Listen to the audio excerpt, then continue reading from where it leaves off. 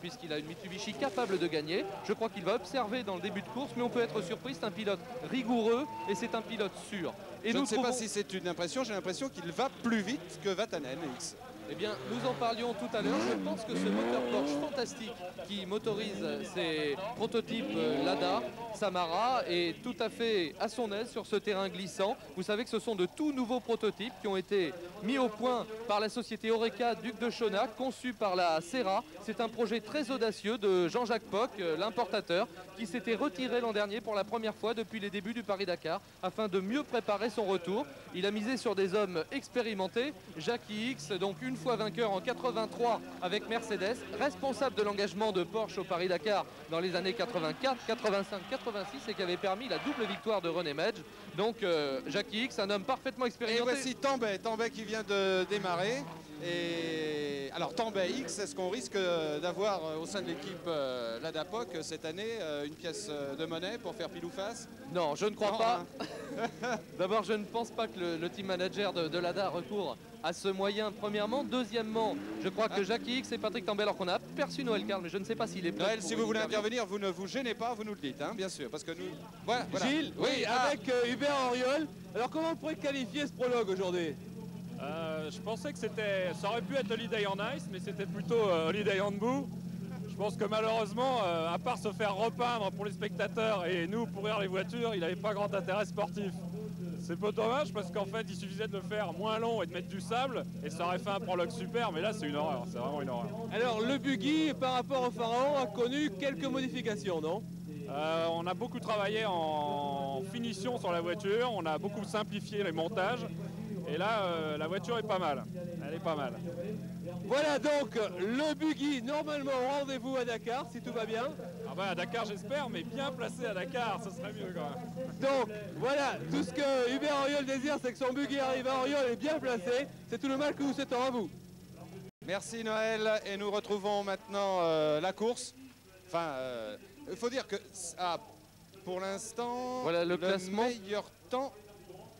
Pour le moment, il s'agirait de Marc Joanneau qui a. Oui, c'est Marc Joanneau qui aurait fait le meilleur temps. Non, c'est pas possible ça. Non, là, je comprends pas là. Bon, nous allons attendre confirmation. Ouais, non, attendre confirmation parce que je suis très étonné que Tambay soit déjà arrivé. Enfin, on va voir. Hein.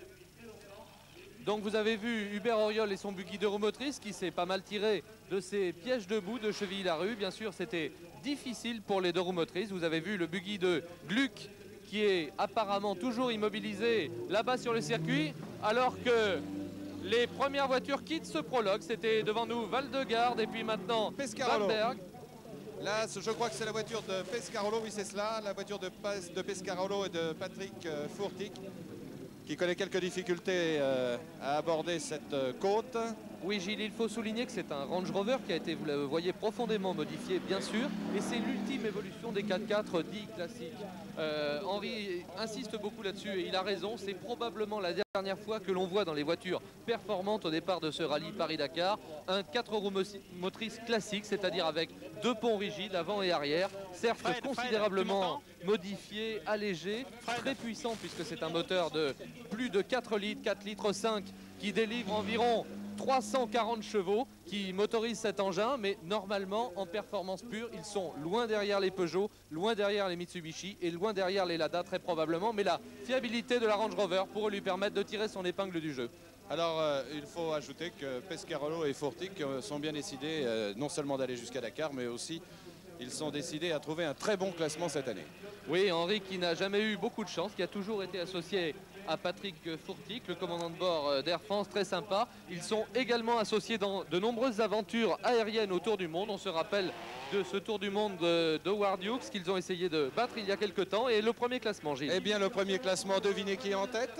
Vatanen, premier Vatanen pour l'instant, 6 minutes 12. Deuxième, la Valdegarde, en 6 minutes 18. Troisième, Hubert Auriol pour l'instant, et oui. Avec son buggy, Auriol est troisième en 7 minutes 11. Quatrième, Joanneau. Cinquième, Cottel. Et il est évident que c'est un classement provisoire. Tout à fait provisoire. On peut souligner simplement que Valdegarde n'est qu'à 6 secondes de Vatanen. Alors évidemment, Harry n'a pas donné son meilleur, on peut s'en douter, sur ce terrain difficile et piégeux. Il a surtout été prudent, essayé d'arriver, mais enfin c'est tout de même une indication. Et Björn soulignons Valdegarde. la bonne prestation d'Oriol qui avec un buggy à moins de la minute, 59 secondes de retard sur le temps de Vatanen. Tout à fait, il s'est bien débrouillé. Hubert, il est légèrement devant Joanneau. Il a 13 secondes d'avance. Attendez, je vois sur Marc Zaniroli qui Joanneau. est arrêté là. Oui, Patrick Zaniroli qui est arrêté, je crois que c'est après l'arrivée. Voilà, Ah, c'est après avec l'arrivée. Pouillet, tout à fait. Oui, on était en train de compulser les temps des concurrents. Patrick Zaniroli, vainqueur du Paris-Dakar en 1985, à bord d'un Mitsubishi précisément. C'est le retour de Zani, comme on le surnomme, chez Mitsubishi, avec évidemment l'espoir pour la marque japonaise de l'emporter à nouveau, alors que... Chacun rentre chez soi, hein, X chez Lada, Zaniroli. Absolument, c'est le chez retour Mitsubishi. aux sources, alors que Jacques Jacques Della Costa, Della Costa, toujours efficace, nous ramène notre fidèle le ami, dernier classement. Et ben qui nous met Van Berg en tête maintenant. Et Van Berg qui a mis 6 minutes 4 secondes devant Vatanen qui a, je vous le rappelle, mis lui 6 minutes 12. Troisième position, Lartigue. Lartigue en troisième position, Valdegarde en quatrième. Ambrosino, toujours avec une Peugeot, une 205, est cinquième. Cohen avec sa Mitsubishi est sixième. Oriol est rétrogradé à la 7e place à 1 minute 7. Ensuite, Joanneau et Cottel. Voilà, classement provisoire. Remarquons que Van Berg, avec sa 205, est en tête pour l'instant. Ah oui, ça ne m'étonne pas parce que Philippe est donc champion de France de rallycross. C'est un pilote rapide mais connu lui aussi. Peut-être trop discret en dehors de la piste. Vous savez que malheureusement maintenant pour faire une bonne carrière de pilote, il faut être aussi bon en relations publiques et en recherche de sponsors qu'au volant. Et c'était peut-être un peu le problème de Philippe. Mais là, il est en tête de ce prologue pour le moment devant Vatanen, Lartigue et Valdegarde. C'est tout de même une fantastique référence. Beau tir groupé des Peugeot, première, deuxième, quatrième et 5e place, mais rien n'est encore joué puisque nous n'avons bien sûr pas les temps des pilotes que vous avez aperçus tout à l'heure. Et là je crois que c'est Gluck qui est reparti maintenant. Qui a pu repartir mais qui va prendre évidemment énormément de retard. Et avec un buggy, ça m'étonnerait qu'il puisse rattraper. Tout à fait, Henri Pescarolo sur Range. Alors les premiers tours de ce Range sur ce prologue plutôt glissant. Très mauvais parce que le team manager s'est complètement gouré dans le choix des pneus et quand je m'en suis aperçu ce matin c'était trop tard, il a mis des pneus désert dans un bourbier comme ça, c'était indémerdable. C'est-à-dire vous avez beaucoup glissé, non? Bon, bah, j'avais aucune motricité, aucune adhérence, j'étais au ralenti partout, mais ceci dit ça n'a pas grande importance. Voilà, en tout cas, une petite erreur pour Henri Pescarolo. Des pneus qui, comme vous pouvez le voir, sont beaucoup plus lisses. Si on peut avoir une autre image sur des pneus, vous verrez, il y a des gros crampons. Une petite erreur qui peut-être va lui coûter quelques minutes, mais le Dakar est long.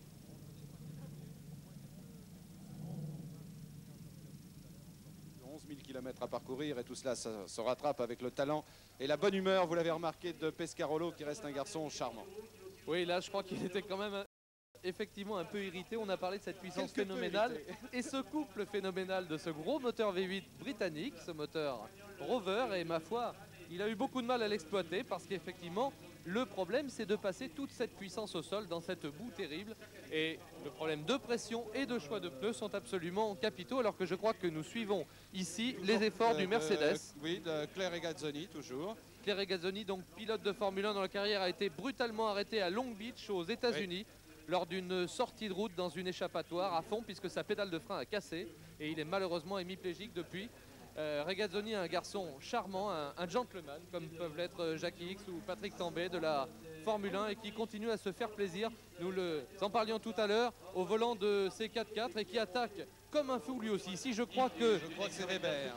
C'est, me semble-t-il, un Range Rover espagnol. Ah non, c'est un Range, oui, pardon. Voilà, peut-être celui de Servia et Puig ou de Capdevila Rodriguez. Nous avons eu du mal à le discerner peut-être vous aussi.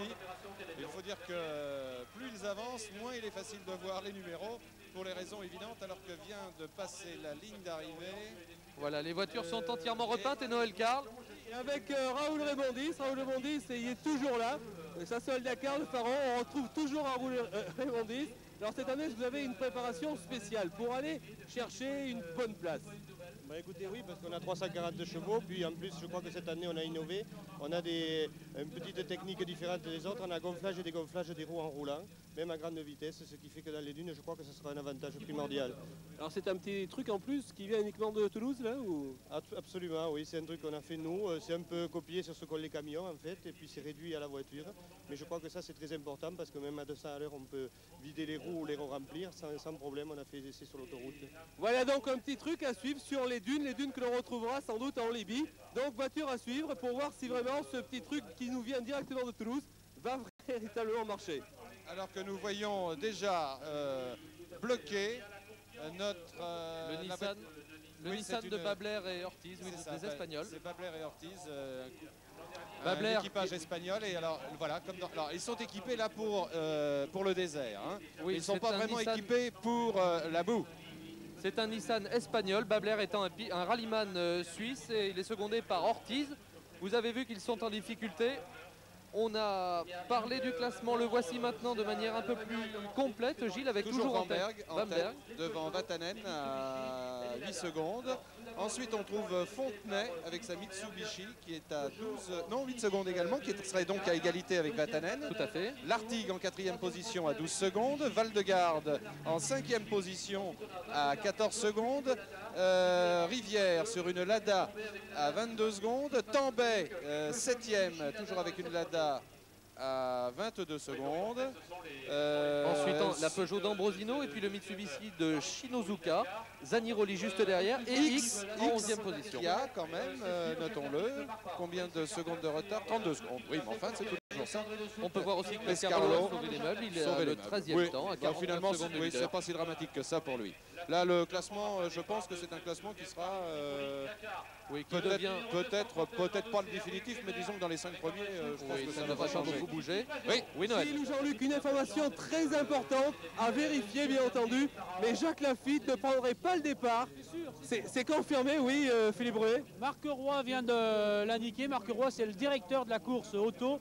Jacques Lafitte ne prendra pas le départ pour un moteur apparemment défectueux. La cause, c'est pas officiel. Par contre, l'abandon de Lafitte, oui. Voilà donc une première énorme surprise dans ce 12e Paris-Dakar. Lafitte ne fera pas le prologue ni la course. Donc, s'il ne fait pas le prologue,